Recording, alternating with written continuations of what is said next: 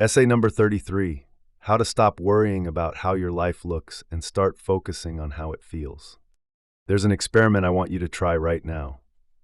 Count how many times you've been genuinely happy after getting something you desperately wanted. That person you obsessed over for months who finally dated you. How long did the high last? That job you were sure would change everything. Did it?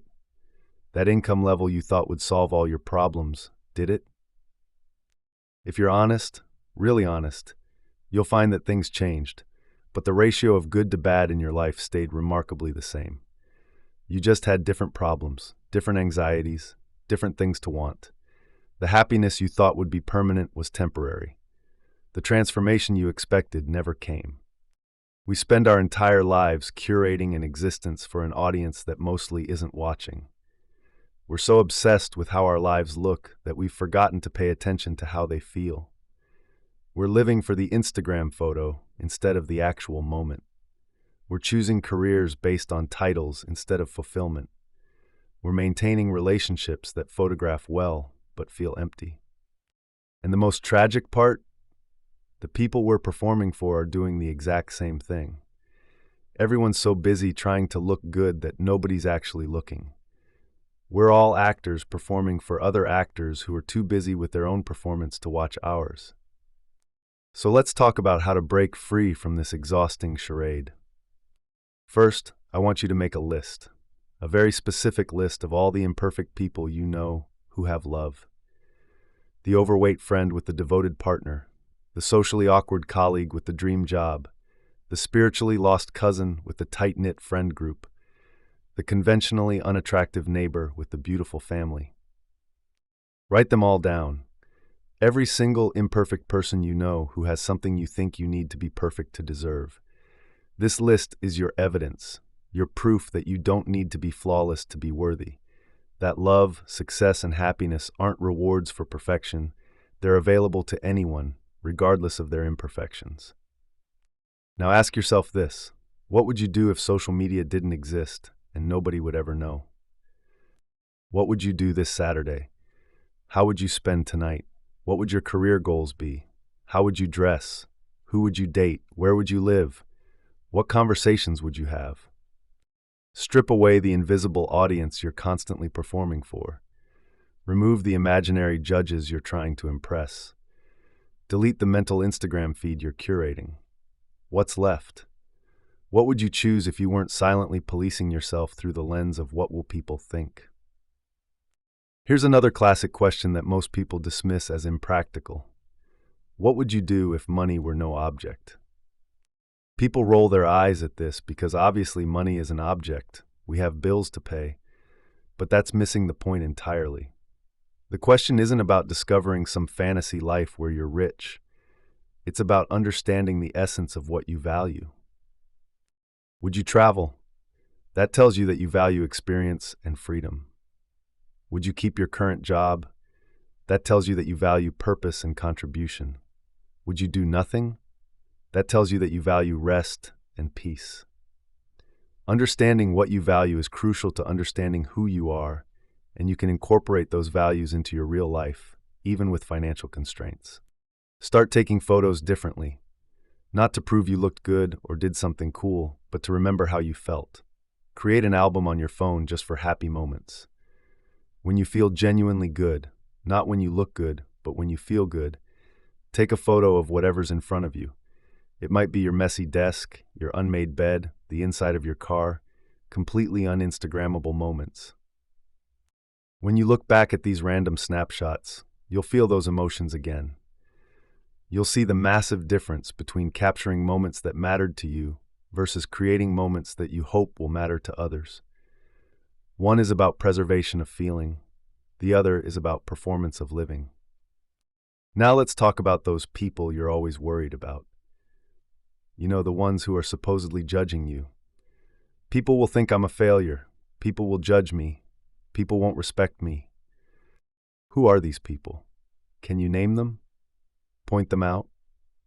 Most of the time, these people are a faceless crowd that exists only in your mind. They're not real individuals with actual opinions. They're projections of your own self-judgment. The voice you think is coming from out there is actually coming from in here. You're judging yourself and assigning that judgment to imaginary others to make it feel more legitimate. Pay attention to what makes you most jealous. This is crucial.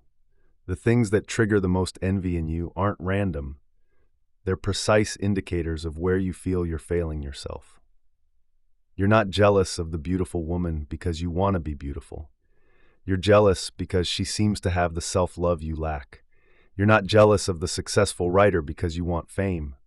You're jealous because they're doing the work you know you should be doing. Jealousy is your subconscious showing you exactly where you're not living up to your own potential, your own values, your own dreams. It's not about them. It's about the gap between who you are and who you know you could be. Stop cleaning before people come over. I'm not talking about basic hygiene or putting away genuinely private items. I'm talking about the frantic staging, the perfect placement, the construction of a false environment that suggests a life you don't actually live. Let people into your real life. Let them see the dishes in the sink, the laundry on the chair, the lived-in reality of your existence. This is how you actually connect with people, by letting them into a real moment, not a staged scene. The friends worth having won't judge your mess. They'll relax because they can stop pretending their lives are perfect too. Rethink how you celebrate important days. Why do most people spend holidays with relatives they only see on holidays, people they don't have genuine relationships with, people they're vaguely unhappy to be around? Because it looks right, because it's what you're supposed to do, because the performance of family is more important than actual connection. What if you spent those days with the people who actually love and support you all year round? What if you created new traditions that actually bring you joy instead of obligation? What if you stopped performing rituals that photograph well but feel empty? Get rid of things that aren't purposeful or meaningful. This isn't about minimalism for aesthetics. It's about recognizing that our possessions shape our experience. Every object in your space is either serving you or draining you. It's either meaningful or it's clutter. It's either purposeful or it's in the way. The things you own construct your daily experience. They're what you see when you wake up, what you navigate around, what you use to put yourself together each day. When you're surrounded by things that don't serve purpose or hold meaning, you're surrounded by noise. Clear the noise and clarity emerges. Ask yourself, if I knew nobody would judge me, what would I stand for? What do you actually believe once you strip away all the social filters? What opinions do you hold that you're afraid to express? What values do you have that you're afraid to live by? The gap between what you'd stand for without judgment and what you actually stand for, that's exactly how much of your life you're living for other people instead of yourself. Here's a powerful one. If I could tell every single person in the world just one thing, what would it be? Would you tell them it's going to be okay? That they're enough? That they should follow their dreams? That they should stop worrying so much? Whatever you'd want to tell everyone else is actually what you most need to hear yourself. It's the message you're desperate to believe but haven't fully accepted yet.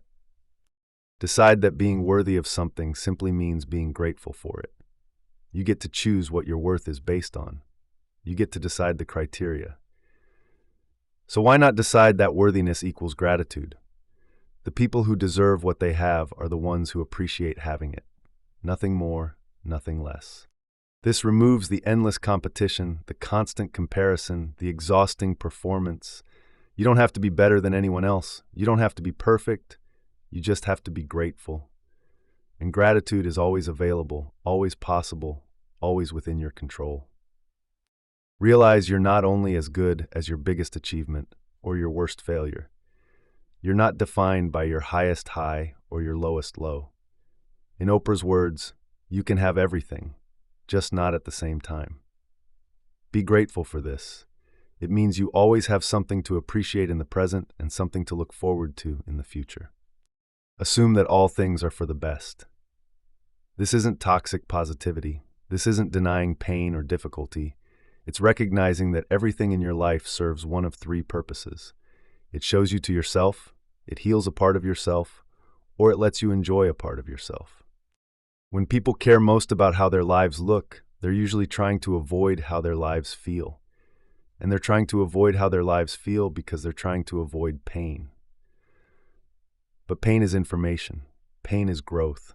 Pain is transformation waiting to happen. Finally, ask yourself this: if the whole world were blind, how many people would I impress? Really sit with this. Imagine a world where nobody could see, where appearances literally didn't matter because they couldn't be perceived. In this world, all that would matter is how you feel and how you make others feel. Your kindness, your presence, your energy, your love, these would be the only things that could be experienced. In this blind world, what kind of person would you be? How would you spend your time? What would matter to you? And is it possible that you've been so focused on creating a life that looks good that you've forgotten to create one that feels good? The truth is, we're all partially blind anyway. We can't see into each other's inner worlds. We can't see each other's pain, fear, joy, or love. We can only feel the effects of these things through how people treat us, how they make us feel, the energy they bring into a room. Yet we spend most of our time and energy on the visible, the surface, the appearance, the performance. We're optimizing for the wrong metric. We're winning a game that doesn't matter while losing the one that does. Your life is not a photo shoot. It's not a performance. It's not a competition. It's an experience. And experiences are felt, not seen. They're lived, not displayed. They're internal, not external. The shift from focusing on how your life looks to how it feels isn't just some self-help platitude. It's a fundamental reorientation of your entire existence. It's choosing authenticity over approval. It's choosing satisfaction over status. It's choosing peace over performance. When you make this shift, everything changes. Your relationships become real instead of rehearsed. Your choices align with your values instead of others' expectations. Your daily life becomes about experiencing rather than documenting. Your energy goes toward building something meaningful instead of maintaining something meaningless. You stop exhausting yourself trying to impress people who aren't paying attention.